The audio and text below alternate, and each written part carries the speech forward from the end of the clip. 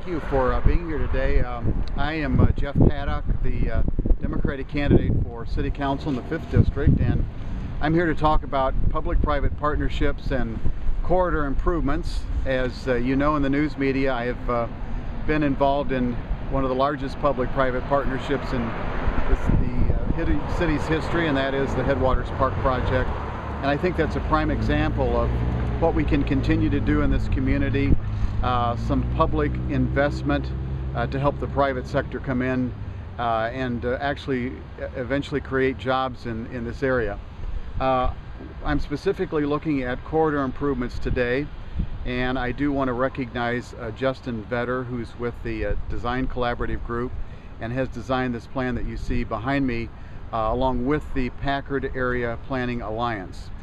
This is a group of neighborhood association leaders who got together several years ago with support from the city of Fort Wayne to come up with some specific improvements that we could do together, the public sector and the private sector, that would improve our streetscape, our landscape, improve our neighborhoods, our businesses, and eventually bring jobs into this area of the city.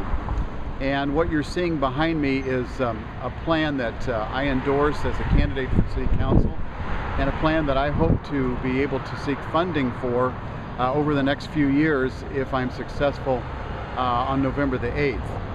Specifically, what we see are improvements that cost somewhere in the range of $500,000 to $600,000 and cover about a 14-block area from Rudisill to the south to Creighton to the north.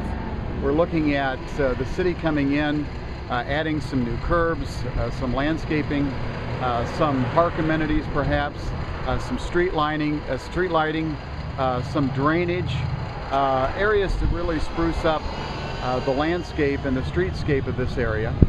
And in the meantime, urging the private sector to come in, continue to work with the facade grant program to renovate their storefronts, and continue to work to beautify their area and, of course, retain and create jobs in the future.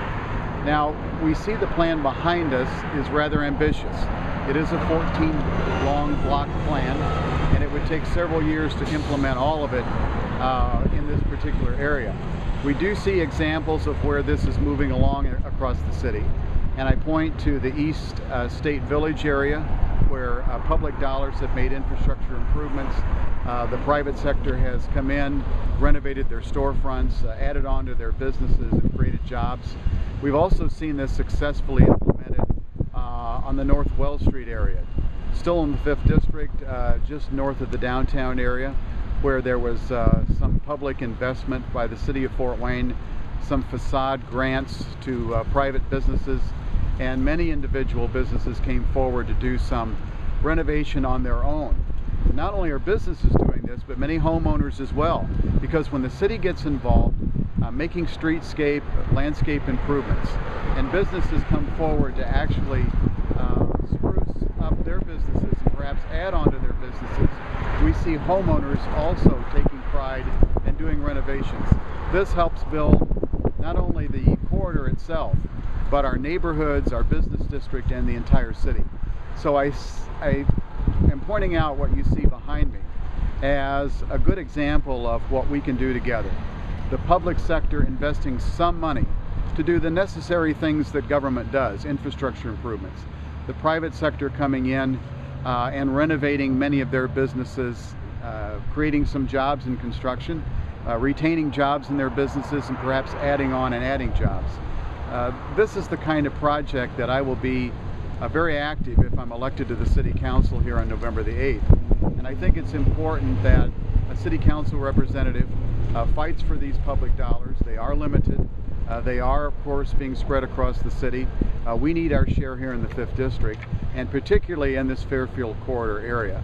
And this is one of the areas that will be my first priority if I'm elected here on November the 8th. There are some funds that are available. They are scarce.